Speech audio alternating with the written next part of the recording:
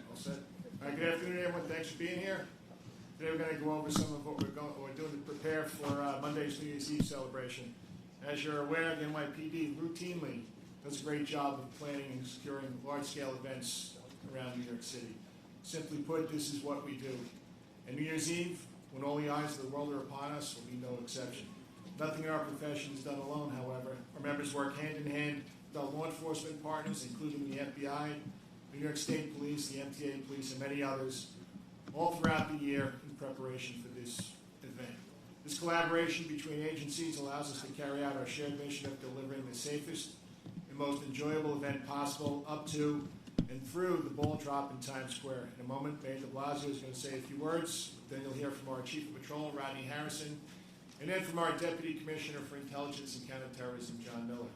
They'll discuss how we secure events of this size and scope, which includes, of course, everyone from our patrol cops to our heavy weapons teams from the ESU, Emergency Services Unit, our Critical Response Command, and our Strategic Response Group, along with harbor, aviation units, and much more.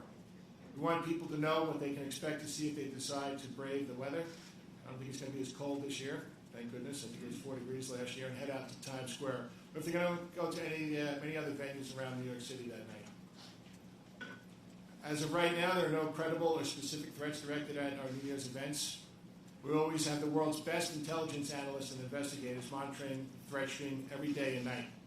And I'm always confident in the work of our nation's first and best Joint Terrorist Task Force, comprised of about 300 officers and agents from the FBI and the NYPD and 54 other agencies. So I'm going to ask for the public's continued vigilance, as I always do. There are millions of eyes and ears out there that night, and if anyone sees something that doesn't look right, that makes them feel uncomfortable, we need to know about it. You can call 911 or the city's toll-free counterterrorism hotline, 1-888-NYC-SAFE, 1-888-NYC-SAFE. You can also flag down a cop, because there'll be thousands of them out there that night. It's important that you give us a chance to fully investigate. That's how the people we serve can share the responsibility for public safety. Successful and enjoyable events like this take everyone doing their part. When it comes to the safety and protection we provide, there will be much the public will see and much the public won't see. And the bottom line is this: people will be safe on Monday, and they should feel safe too, because the NYPD and our law enforcement partners are prepared. It's going to be one of the most well-policed, best protected events at one of the safest venues in the entire world. And New York City will have another great New Year's Eve celebration, as we do every year. Mr. Mayor? Thank you very much, Commissioner. And all of us had the opportunity just a few hours ago to join with the new graduating class, young men and women joining the NYPD, and they will all be out there on New Year's Eve. And another inspiring moment to see the caliber of people joining the NYPD continuing to build on its success. I want to congratulate you, Commissioner, and First Deputy Commissioner Tucker, Chief of Department Monahan, all the leadership of the NYPD. Another very successful year. A few more days to go, but the information we have now points us in to another very successful year, another year of crime going down, another year of great achievement for the NYPD. Now, New Year's Eve is one of the greatest moments of the year for New York City. It's a night when we shine all over the nation, all over the globe. Countless millions watch on television, and it could be up to 2 million people in Times Square itself. NYPD has done an outstanding job year after year, keeping the event safe and orderly, and that's what we expect again this New Year's Eve. The ability of NYPD to prepare for such a thing is legendary. For such a great event, obviously the thousands of officers there make things happen the right way for everyone who attends. As the Commissioner said, no specific incredible threats at this moment, but we'll constantly be vigilant. The NYPD intensive presence is part of what makes this event work. So you will see a lot of officers. You'll see a lot of officers with a lot of gear and long guns and the kinds of weaponry needed for securing such a huge event. There obviously will be measures you won't see as well. But what's so important to remind everyone is that although we depend on the NYPD also depends on all of us. If we have information as New Yorkers, we have to bring it forward. So that idea, if you see something, say something, that's not just a slogan. It's not something that people have heard but never meant anything. In fact, attacks have been stopped because someone said something. Lives have been saved because someone said something. Everyone needs to be ready if they see something, if something doesn't feel right. You've got to tell an NYPD officer so that they can have that information and act on it. Want to just say, as we close out the year, we remain the safest big city in America. That has been an extraordinary effort over years and decades, but it's really been particularly strong in the last few years. The NYPD has set new records each year. We depend on the people of this city to be partners with the NYPD at the community level. We want to deepen that in 2019.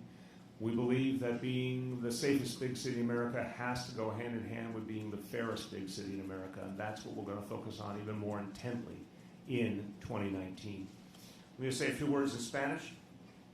Este año está a punto de cambiar, pero cada año el Departamento de Policía ofrece un servicio de seguridad excelente en la noche de Año Nuevo.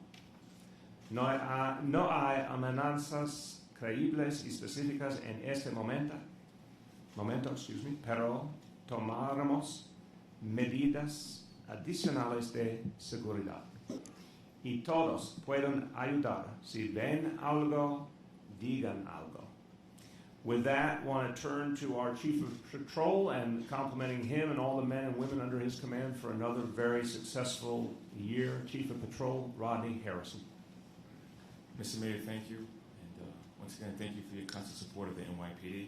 If I'd like to take a few minutes to talk about the logistics that we have in place for the New Year's Eve event.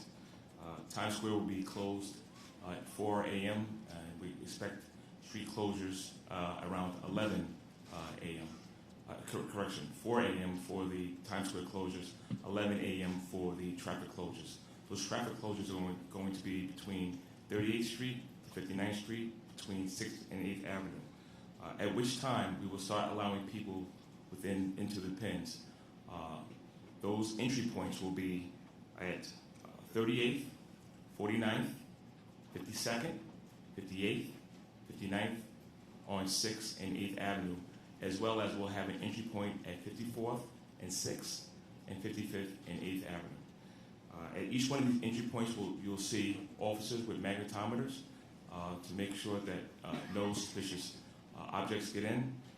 Please, there are prohibited items, no backpacks, no large packages, no coolers, no umbrellas, no lawn chairs, no alcohol.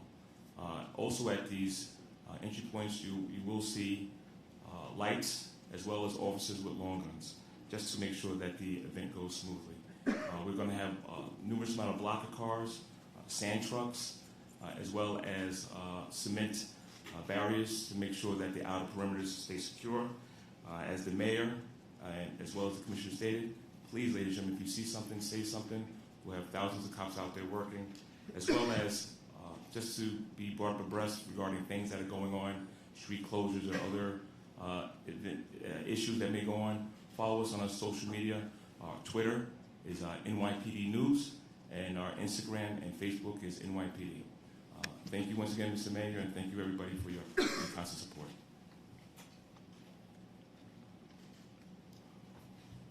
Turn it over to Deputy Commissioner of Counterterrorism and Intel, John Miller. John? Thanks, Commissioner.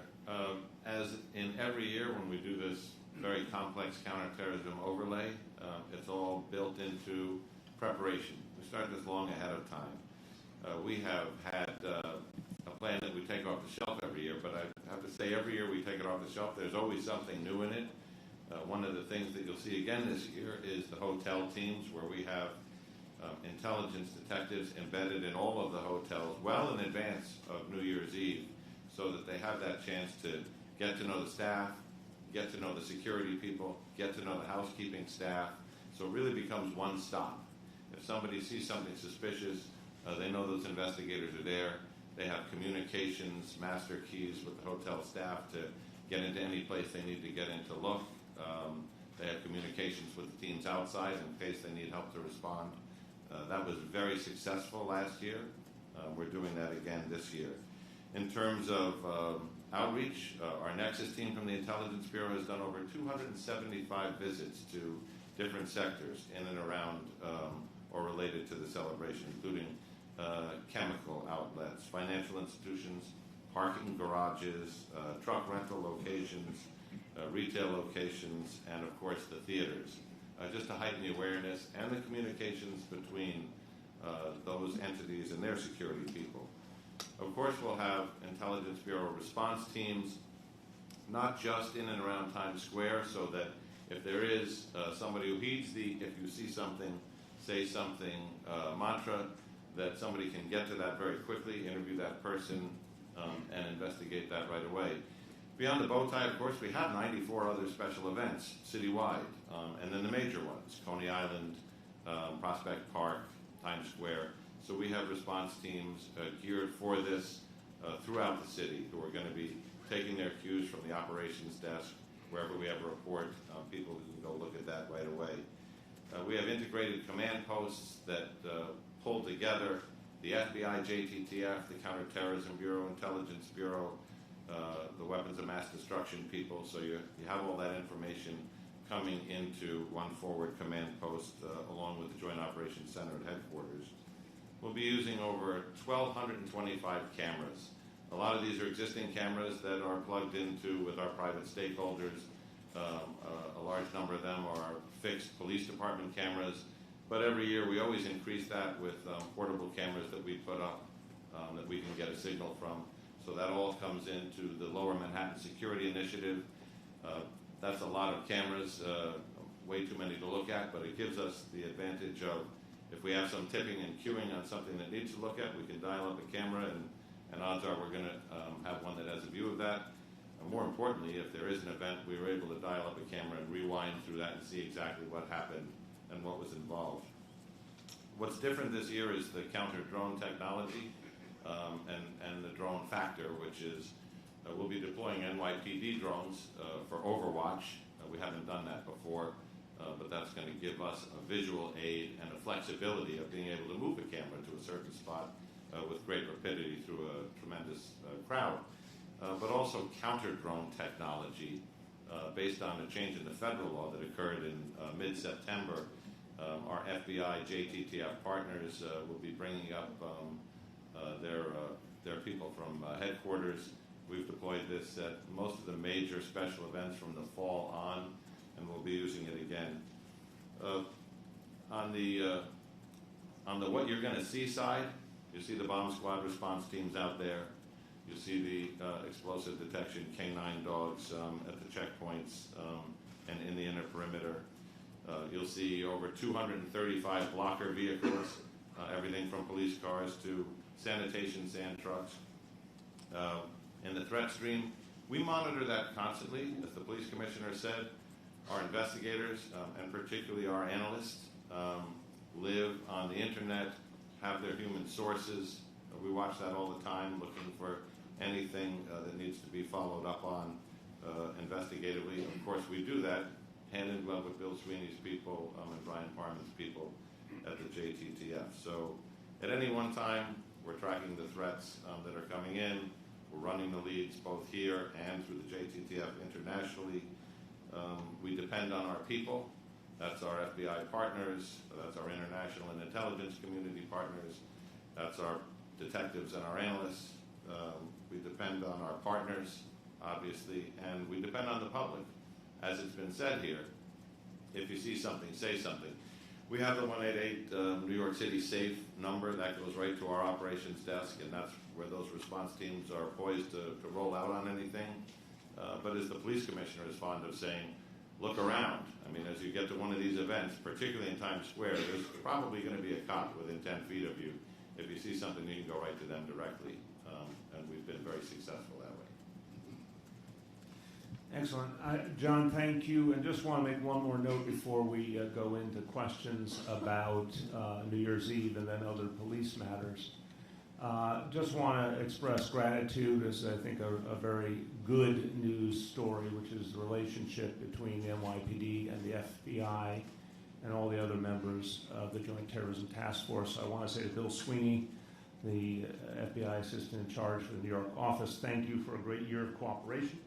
I think this is something to really recognize that, in the past, there wasn't always what we would want here or anywhere else around the world in terms of the level of communication and cooperation. But now, in recent years, cooperation, communication, same page, same strategy has been outstanding, and I think it's really made this a much safer city. So I want to thank you for that.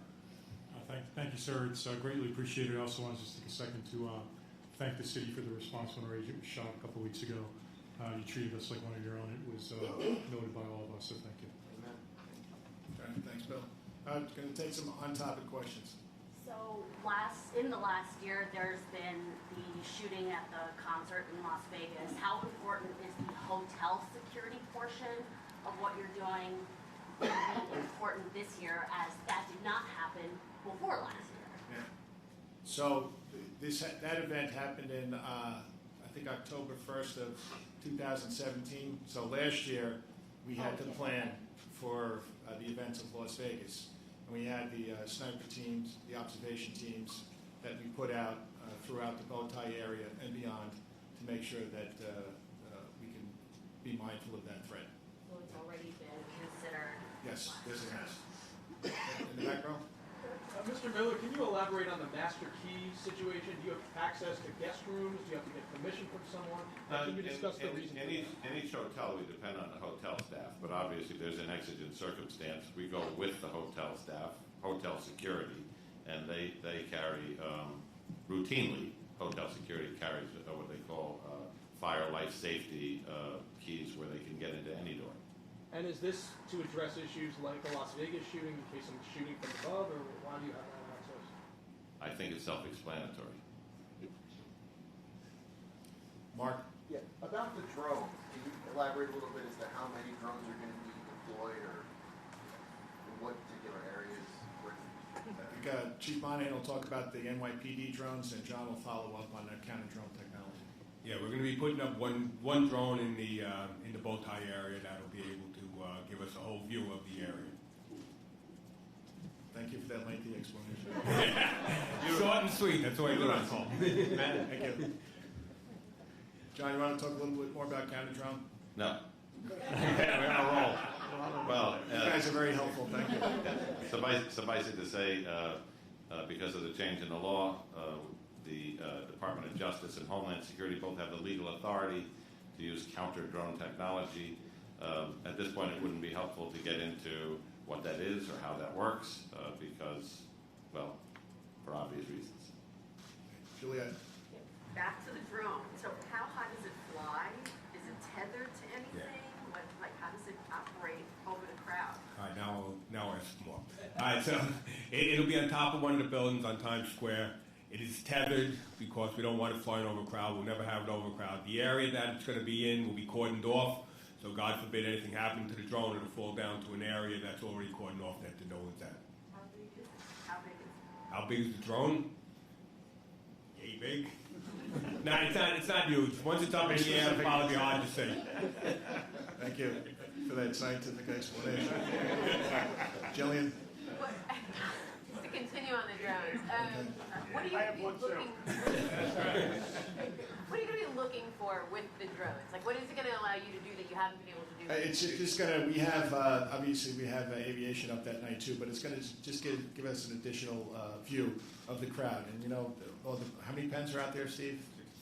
65 pens. So it'll give us an expansive view from up above, which will be helpful. And I'm guessing, based on the comments about the anti-drone or counter-drone technology, any drone enthusiasts should leave their drones at Yes, home. you should leave their drones at home. Thank you. Your drone is Thank you. Right. In the back row? Hi. How is the rain going to affect things like the drone or maybe the bomb detection dogs? Do you expect any problems with that? No, we don't foresee any problems with the rain. Obviously, there were no issues last year with the 4-degree weather, which was the coldest, the second coldest I think I've ever been. So we don't anticipate any issues. With the drone, this is the first time we're going to be using it at a large-scale event, and as we go through the night, if the picture isn't clear, then we'll have to rely on aviation. Yeah. With the recent terror incident in France and some arrests that have been made over there, anything new that you're seeing this year as far as either propaganda or just any sort of foreign actors on the terrorism front? John, you want to speak about that a little bit? Sure. Propaganda has become a key weapon of terrorist organizations, particularly ISIS, where their operational and external operational ability has been degraded. Propaganda has become a driver. We've seen less propaganda this year than we saw the previous year, likely because of the degradation in their operational ability from a headquarters sense. But we do look at the propaganda. We've seen propaganda related to New York. Some of that's been reported in the media. We've seen propaganda related to other cities, but we've seen that before. It's part of normal now. Still on topic? Yeah. When you say that the hotel security from last year was successful, was it successful for any specific reason, or was it just comforting and it seemed like a good idea, or did it uncover anything that was potentially? Yeah, I'm not going to talk about whether it uncovered anything, but it's not just a matter of comfort. This is a practical evolution of how we protect large-scale events. And again, it wasn't just the NYPD. It was us working with hotels and their security staffs to make sure that we can prevent that from happening. There's a lot of effort. There's a lot of manpower involved in this, and it's not just the day of the event. It's the days and weeks leading up to the event. So it's an important part of how we protect large-scale events. Yeah. I think it's reasonable to assume, despite your advice, that some people are going to send drones up there just to look around, just to play. They're toys that a lot of people own. Now, in that event, does that pose a risk to the crowd if you're interfering with the drone's flight? I'm not going to get specifically into what the technology does, but we have had events in the past where there have been drones flown innocently over crowds, and we've been able to figure out where they come from and get the people to bring them back. So just don't, to anybody coming into the city, to New Yorkers, don't fly a drone that night. There's going to be millions of people out there. You know, there's viewing areas for this. There's no need to fly a drone, and if you do fly one, there's a good chance you're going to end up getting arrested. Any other on-topic questions? Yeah, in the back. How do we come across the 1 to 2 million estimate? Is there science behind that, and does it affect how many people you put on the streets when it's a million difference? How does that sort of work? So we put out a package every year that John says I will differ with his. It's not off the shelf. It's developed every year. The day after, on January 2nd, we continue to work up to that. It's the estimate is the number of pens that are out there, and you see on 8th Avenue, you see on 6th Avenue, you see on Central Park South, you see not on 42nd Street, but a couple of blocks lower. They're just thousands and thousands of people. So that's an estimate that's been used in the past. I see no reason. I think the weather it's supposed to rain on Monday into Tuesday. That might prevent some people coming out, but the weather's supposed to be a lot warmer than last year, so we anticipate a very large crowd and look forward to it. Juliet, second question. How early do the pens open to get the people? Chief Harrison will answer that. So the pens we'll start letting people into the pens around 11 o'clock. Now the concern is AM. That's very important. Yes, 11 AM. But just be advised, if you do happen to leave the pen, that you're not going to be allowed back in. And do the trains or the subways be running in those areas? There are some subway closures, and this is all going to be posted on NYPD News and Twitter, which we'll be using throughout the event to inform people as to what the street closures are as we go through the night. But to clarify, trains will be running. Some station. Yeah, the trains will be running, but some of the stations will be closed. Yep. Mark? Just to be clear about, is it only one drone, or is there going to be multiple? We're going to keep that one a mystery. All right? And the capacity of the camera on the drone, how far will it be able to go? I'm not even answering the number of drones we're putting up there. I'm not going to tell you how powerful the camera is. Okay.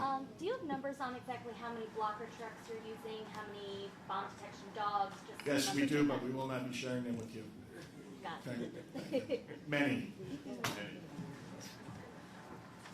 Okay, I think back row. Yeah, one more question. How is what happened in Gatwick with the drone situation affecting what you guys do combat offer? I mean, and this is something I talk about almost at every press conference. We have to pay attention not just to what happens in New York City. We have to pay attention to what happens around the world, and that's why it's so. Our NYPD liaison program, which is the Police Foundation helps fund us with that. We can get this information back in real time. You know, that's something obviously that was brought to our attention, and that's why we're building up our counterterrorism program, counter drone program, and we're not doing that by ourselves. You know, we're looking at private industry, we're looking at our federal law enforcement partners. So, you know, as we move forward here, it's something that we are concerned about. They did do a very good job stopping drones. Do you have better technology, or have you learned from what they didn't do? Yeah, I'm not going to go into whether they did a good job or a bad job. Yep. Is it logical to assume you'll have plainclothes people inside the tents? Yeah, I'm going to keep that one a mystery too. Question more on this topic, please. I also have a question regarding the explosion last night. Is there any development? Hold on, I gotta create some closure here. Any more on-topic questions? All right, now you're up. Just any developments in the explosion last night at Conrad? So I can tell you that obviously it was caused many people in New York City some great concern. I do have some numbers for you. Half an hour before the transformer explosion, there was the lights. There was about 501 9/11 calls.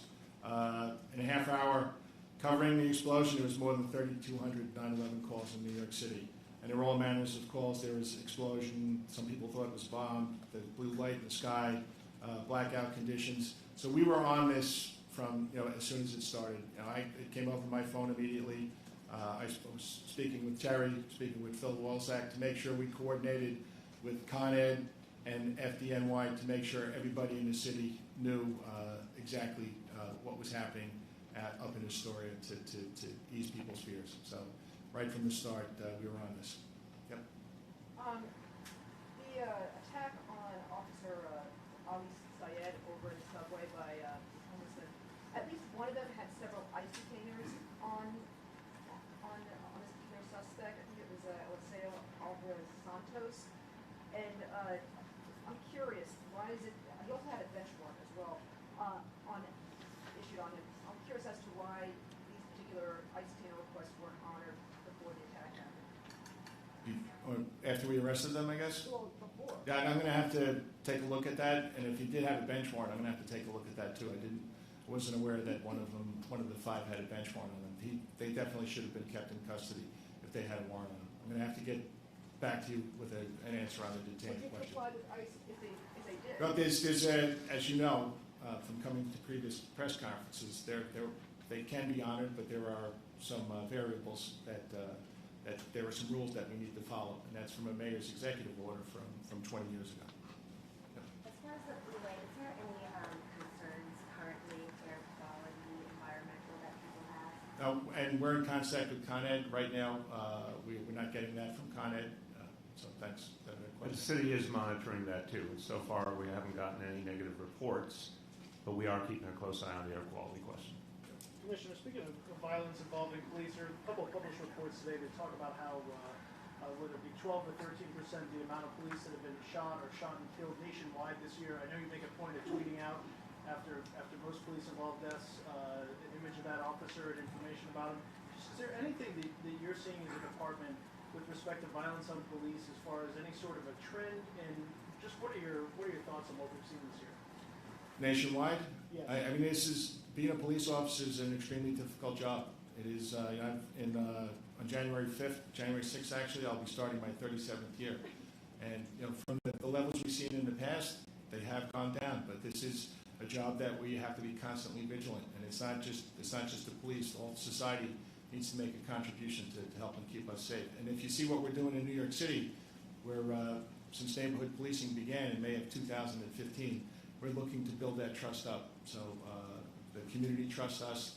Our police officers have that trust in the community to know that if something does happen or is about to happen, that we'll have the ability to stop it from happening. Keeping the people of this great city safe is obviously my primary concern. But keeping the police officer in this city safe is something that I think about every second of the day. So it's something that really does concern me. Yep. Commissioner, if you could just back up for a second to the Con Edison situation last night. When it happened at 9/12, and Mayor, I don't know if you want to add something, but Was your inclination to head to the scene because of the number of calls, the 3,200 911 calls, the social media? What did you do when you first heard about it, and were you pleased with the police response? Yeah, I was pleased with the police response. My first inclination was not to respond to the scene because there are transformer explosions in the city every now and again. And my job was to gather as much information as possible and to make sure that whatever information we had was shared with the public immediately so we could put people, so we would calm people down to let them know that was nothing terrible. I mean, it was an explosion. Thank goodness nobody was hurt, but it was important that we got that information out there in real time. And I'd like to thank Phil Walzak from DCPI. They got that messaging out there immediately. Question is for the mayor. In January, the new program is going to start for low-income workers to apply for the Metro card. Is there any plan that the city has? Let's finish the policing issues and then we'll go to that. We're going to do one quick update and we'll go to off-topic, other topics. So let's just stay on policing first. Juliet? Yes, what can you tell us about this hole in the wall gang in the Bronx that is hitting up supermarkets and commercial establishments? Sure.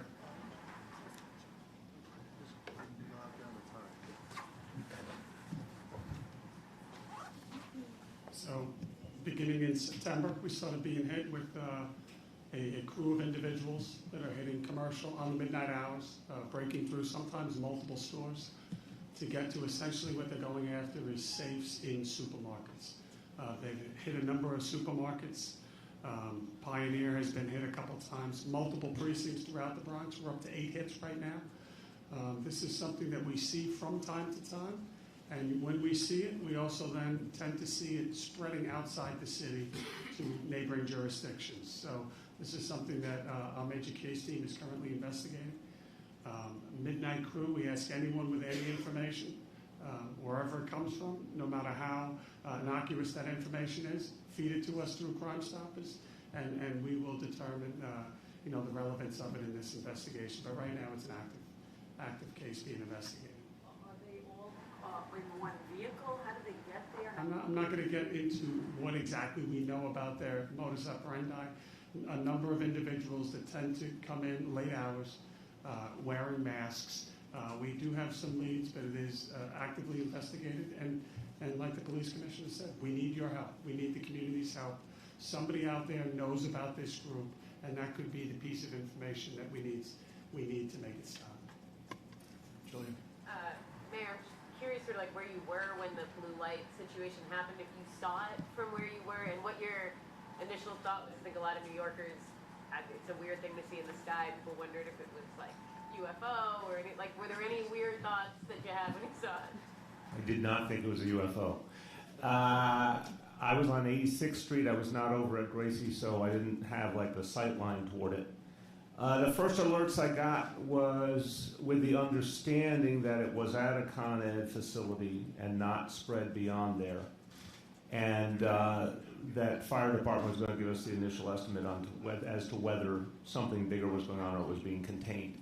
And I got a series of updates in the minutes after that increasingly showed the situation was under control. So I also want to commend everybody and the police department, all the other city agencies, City Hall, everyone got information out very quickly. I think people needed to hear information very, very quickly. But the good news is we very rapidly knew that no one was injured, thank God, and we very rapidly understood that it was a contained situation and that there was not going to be a bigger ramification from it. That's what we needed to know quickly and get out to the world. In the back? To go back to crime stats for a moment, it appears that hate crimes have still appeared fairly high in the year 2018. Is there anything that the NYPD is planning to do differently to address hate crimes in the coming year? I know, Commissioner, you've mentioned you would consider adding more people to the hate crime task force. All right, well, Chief Shea will give you an overview. All right. Just in terms of what we're seeing in 2018, we're seeing about, still some time left in the year, but about a 4% increase in hate crimes. The vast majority of the hate crimes that we see in New York City this year is not different than what we see in prior years. It's anti-Semitic in nature. It tends to be criminal mischief. It tends to be drawing hate symbols, whether it's on a subway train or on a mailbox on the corner, or sometimes it's directed at individual people. but that's the broad sense. When you look year over year, about a 4% increase. In terms of the manpower, hate crimes, I think we have a sufficient number of personnel in that unit. I had this conversation with Inspector Molinari, the CO of the unit, as recently as a couple weeks ago. They support the other detectives throughout the Detective Bureau. So it's not an all or nothing type approach. And in terms of what we can do, I think education is a big piece of this. Educating the public, educating people. Sometimes there's deliberate intentions on the crimes that take place. And sometimes, though, we have to start very young in educating people about the impact of whether it's speech or actions and how others perceive them. So it's not an all or nothing. I think we're well situated, though, to address the crimes that come in as they do. Question for the mayor. This morning you mentioned some of the challenges in enforcing noise complaints at buildings, and you mentioned needing some kind of legislative changes. Are you actively going to pursue those changes? And the other question is, what other kind of issues related to noise are you planning to look at in 2019? Definitely going to pursue any changes, any tools we needed. We're going to have a lot to say about how to reduce noise in 2019. I'm going to come out with a vision that will address a variety of pieces of that challenge. But one thing that's clear to me is that our police officers need additional tools. And what I need to get clear with my team is, where we will get that authorization. If it's state legislation, if it's city legislation, or other means. But I've talked to a lot of precinct commanders, a lot of officers about the challenge they face.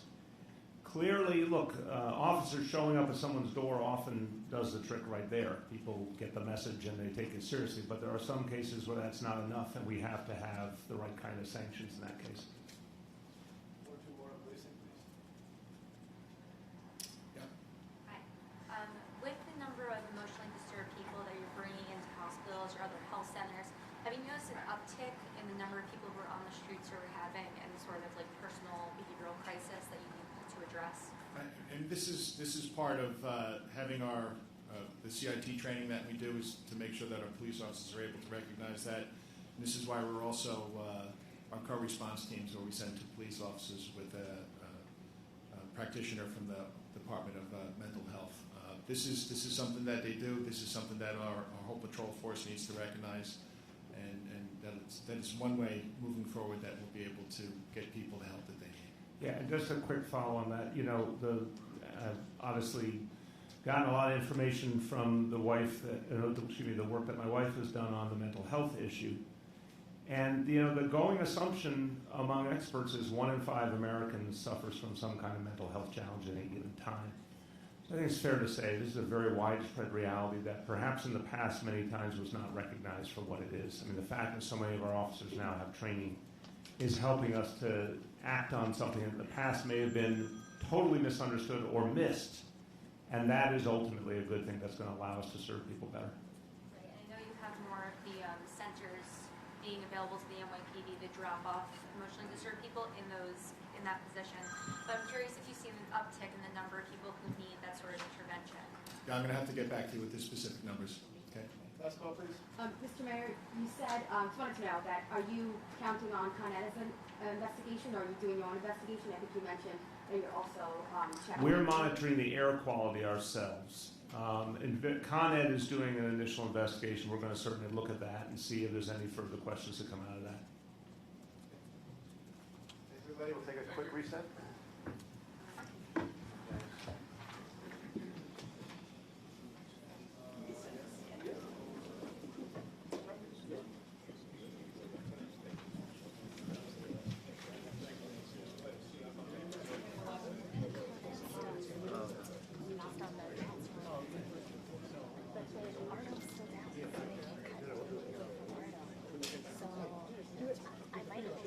I do. I give you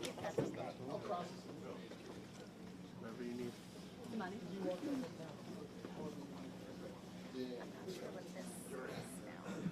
Just like mayor stuff, local stuff. Oh, okay. This could be a while.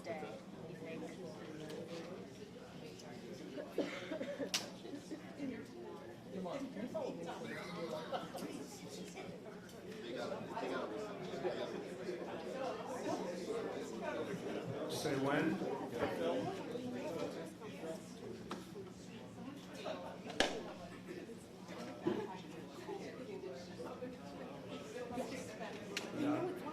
We're going to get set here, folks. You took a lot. You can close those doors in the back. Yeah.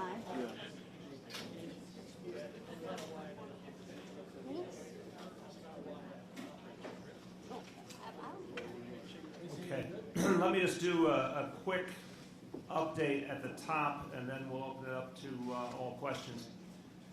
So I want to note, obviously, there's still a few days left in this calendar year. So having noted that, there really is some good news that we're seeing right now when it comes to addressing traffic fatalities and bringing them down. And this obviously has to do with Vision Zero.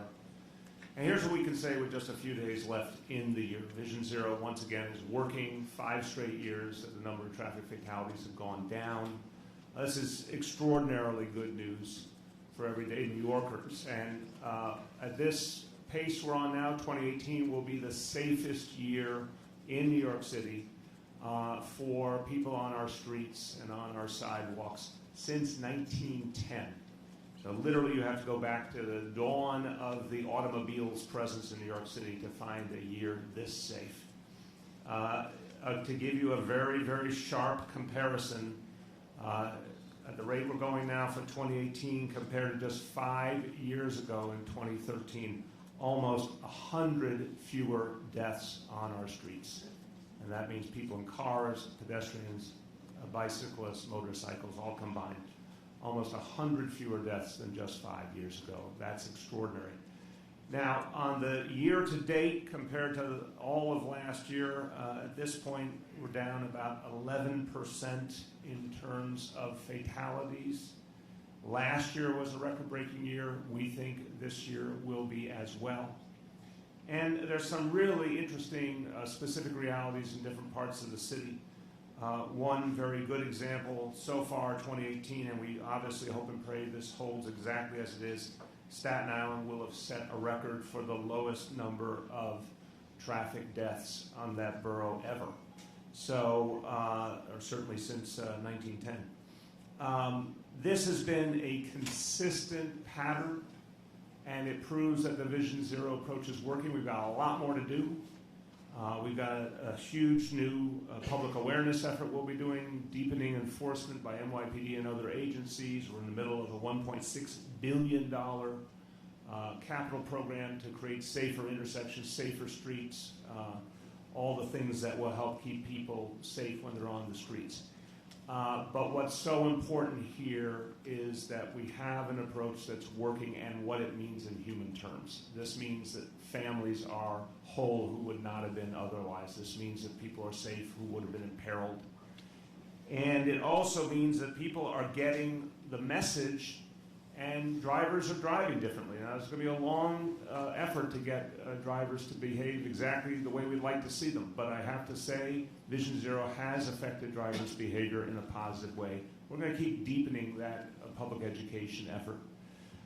And I want to remind people, this is a particularly sensitive time of year. These are obviously the darkest days of the year. We just had the winter solstice.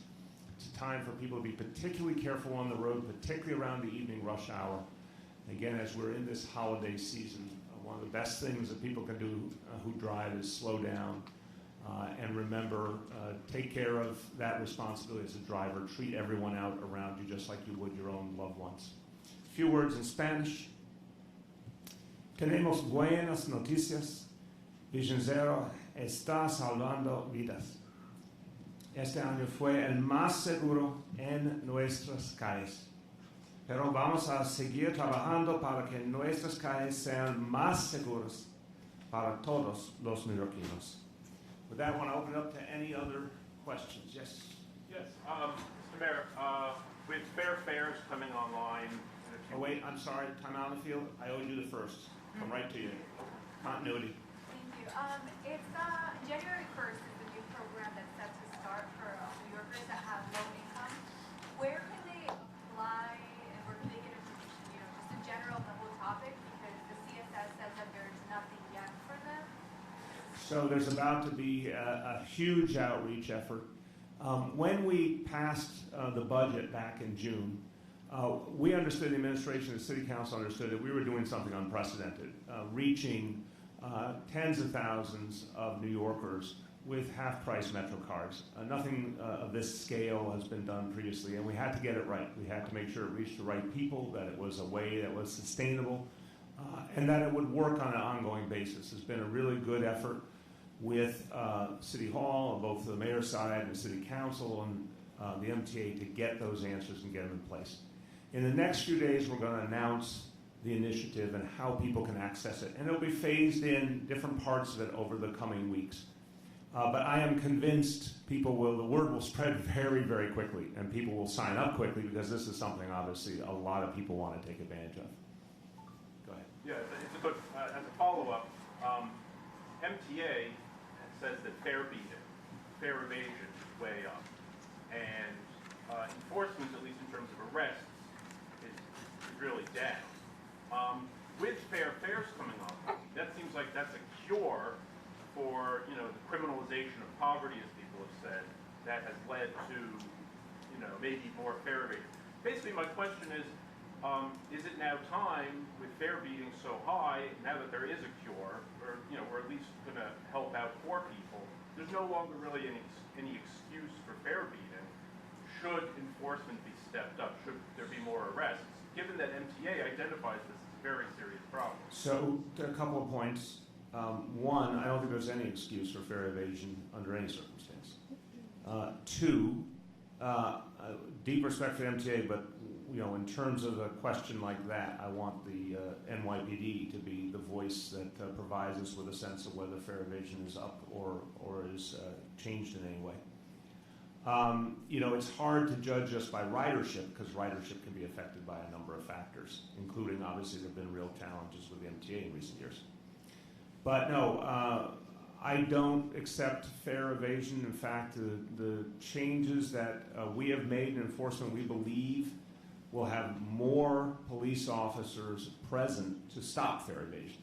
Commissioner, you want to take Sure.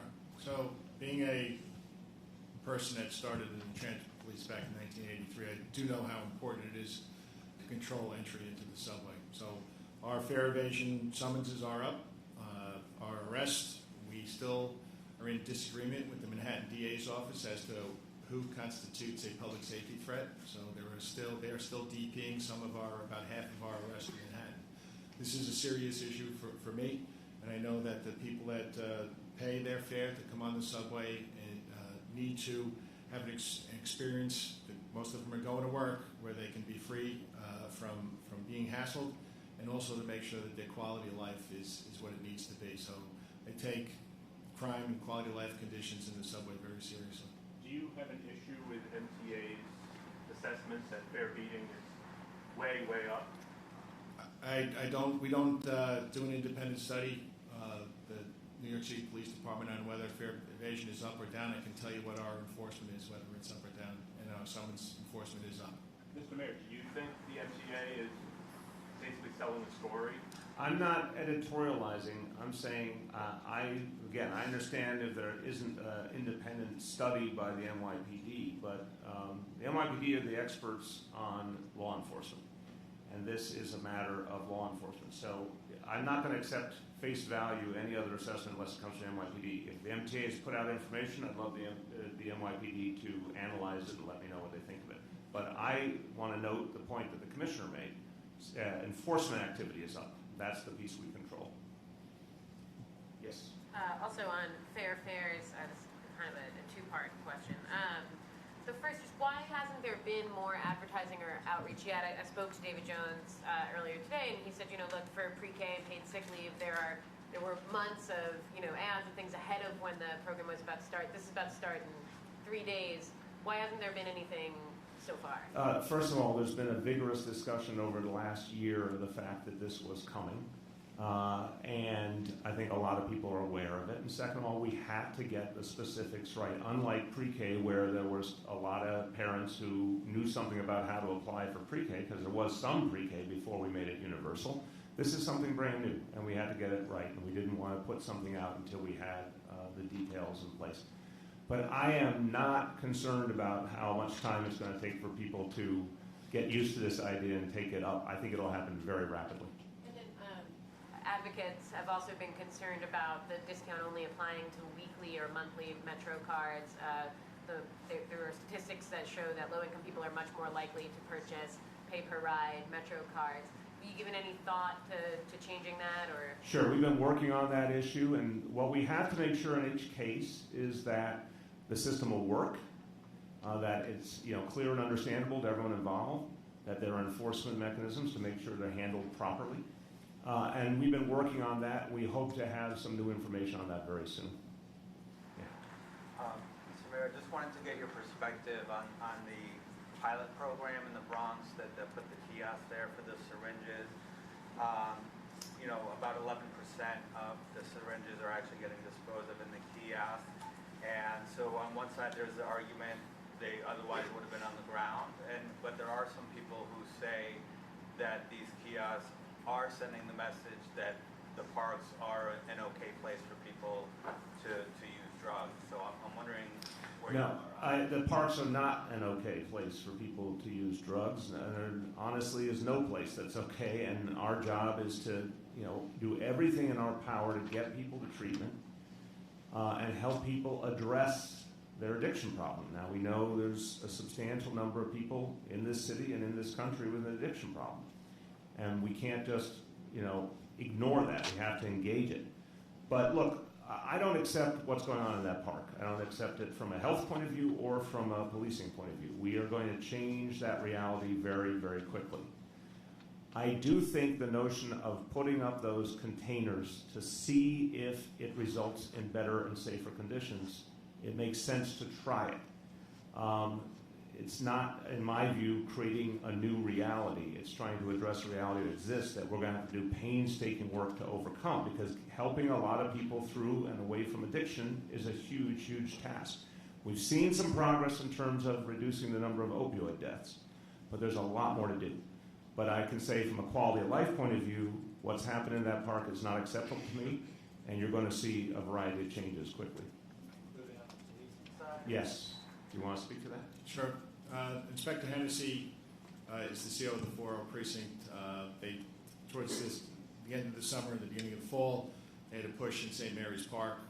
Things were getting better. I think we have to go back and re-examine that to make sure that continues. And we're also working with the Bronx DA's office with Darcel Clark. Right now they have a post-arraignment diversion program. We're looking for a similar program that they have out in Staten Island with DA Mike McMahon. It's a pre-arraignment diversion program. So when we do arrest somebody for 220.03, which is misdemeanor possession of controlled substance, that they are able to avail themselves to help. And I mean, addiction is, it's a terrible consequence. It's got a terrible human toll.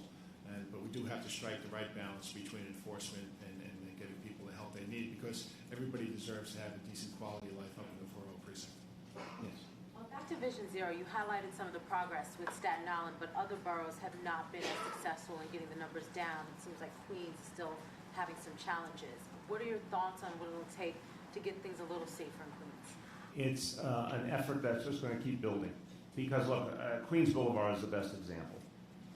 It was so well known as the Boulevard of Death for decades, we didn't even notice we were using the phrase anymore. That's how bad it was. And since Vision Zero was applied to Queens Boulevard, we've seen the situation change radically for the better. This proves that even in the toughest locations can see real progress when you apply the right measures. So you're going to see a lot more enforcement in key parts of Queens. You're going to see additional changes to traffic design, whatever it's going to take. Because when we've proven that 5 years in a row we can bring down the number of fatalities, we intend to go a lot farther. Yes? Jasmine Headley, have you talked to her? Did you speak to her or meet with her over the I called her, didn't reach her. My team tried to set up a time to speak. No luck. But I know people have also been trying to make sure that the fundamental issues she went to that benefit center to address to begin with got addressed. I've tried, but no luck. One other thing on that. That incident occurred on a Friday. Your staff told you on Sunday that this video was out there on Facebook. You didn't actually watch the video until Monday afternoon, shortly before you tweeted about it. The video is 2 minutes and 20 seconds long. A lot of people were very upset about it. How do we square your waiting more than a day to watch it with what you talk about often as your interest in poor New Yorkers and their problems? Here was a woman who was... I think my interest is pretty clear over the last 5 years of making sure we're a fair city, and what happened to her was not fair, was not right, and it won't happen again. That was a time I heard about this incident after 5 o'clock on a Sunday. We were deeply involved on addressing the issues around NYCHA, which has to do with the needs of 400,000 people. And that continued into the next morning, and that was where my focus was. And the first opportunity I had to look at the video, we responded. It was less than 24 hours. But look, I don't want anyone to ever mistake my commitment or my administration's commitment to fairness. And what happened to her was just plain wrong. We're not going to let it happen again. Yeah. Do you have an update on the nationwide search for your new OEM commissioner? There's been a strong response already. There's some very experienced candidates who have come forward. And we'll have more to say on that in the next few weeks. Back to the Con Ed explosion. Yeah. The Astoria plant is considered one of the largest carbon polluters in the state. Are there any plans for the rebuilding process to go toward renewable energy? I have not heard anything about rebuilding process. My understanding is this was one unit and that everything else is continuing to function. I agree entirely with moving towards renewable energy as quickly as we can. So to your bigger point, absolutely, that's the policy in New York City. We're trying to do it in every way we can. But my understanding, I'm happy to check that, and Eric will get back with you, is that this was a pretty isolated piece of that bigger plant. Yes? The government shutdown, I know you guys said if it kept going on, it would start to have an impact on the city. Have you guys seen anything of that? No, we've seen no progress, obviously, and again, the impact so far is on everyday people. You know, the 50,000 people who have federal jobs in New York City, which is horrible that they're experiencing this right in the middle of the holidays, and a lot of uncertainty. I'm hoping and praying that when the new Congress comes in January 3rd, we'll see a quick resolution. You know, if we see resolution in the first couple of weeks of January, thank God, then it would have had little impact on New York City, certainly in New York City's government. But if it drags on past that, then there's going to be a real problem. And for the people, for the employees, for people who depend on a lot of services, for nonprofits that depend on federal money and don't have any cash flow, it will start to get very bad if it goes past the middle of January. See if there's anything else. Let me see, anyone who hasn't gone, go ahead. Just another quick energy question. Do you support legislation on energy efficiency mandates for big buildings, even though it carves out affordable housing units, which your proposal had included? Say, do I support? Sorry. Energy efficiency mandates for big buildings, even though it carves out affordable housing, which was included in your Okay, this is an ongoing debate we're having with the City Council trying to strike the right balance. We must have viable energy efficiency mandates. That's for the good of the earth, for the future of the city. We have to have them. There are valid questions about how you finance it, and valid questions about not having it contradict other important goals like affordable housing. We're going to have to strike that balance. But when push comes to shove, every building of any size has to have those efficiency mandates over time. We're trying to fine-tune the how and the when. Yes? Rich isn't here, so I'll ask, what is your New Year's resolution? You're playing the role of, you're the stand-in for Rich today? The role of Rich Lamb will be played in today's performance. What's my New Year's resolution? So, my personal resolution is to make sure I'm spending time with my family. We've had a great time the last few days, everyone being together. My professional resolution is to go out to the neighborhoods more. All the experiences I've had with the town hall meetings and the call-in show on the radio have really helped me to understand what people care about and what they need. And I want to do more of that. That's something I'm going to focus on in 2019. Quick question there. With the NYCHA 2.0, with the RAD program, will I don't know what process, where the process is right now. Will people who come in, outside contractors who come in to manage buildings, will they be required to observe prevailing wage? So let me give you what I know, and I will tell you what I don't know as well. Typically what happens is there's a management company. Contractor might give the wrong impression. It's a management company, a company that does building management, or a nonprofit that does building management. And overwhelmingly, they have used unionized workers. And so, in effect, it has been that they've complied with prevailing wage because they're unionized workers. I think that's what we're going to see. I think that's going to be the norm. There's still details being worked out in terms of RAG, talking about expansion that we hope will reach 62,000 apartments. But what we see and what we think is the right way to do it is for them to use unionized personnel. But it's not necessarily. Well, I want to check that, and that's where I want to admit the boundaries of my knowledge, what the federal rules and regulations say on that matter. But what we've seen practically is it's been unionized personnel. Last call. Back row. Yes. With the arrest and the home invasion case in the 60 precinct, can you say what led up to the arrest? And it looks like he had a pretty lengthy rap sheet. Yeah, he did. I mean, we did have an arrest. It's the NYPD Harbor Houses and the home invasion at the 60 precinct. As everybody in the city would agree, it's an extremely disturbing crime. The detectives did a great job making the apprehension. Don't have the details of the apprehension left yet, but the Detective Bureau is continuing to do great work to make the city even safer. Okay, last call for 2018. Going once, twice. Happy New Year. Feliz Año Nuevo, everybody. Take care.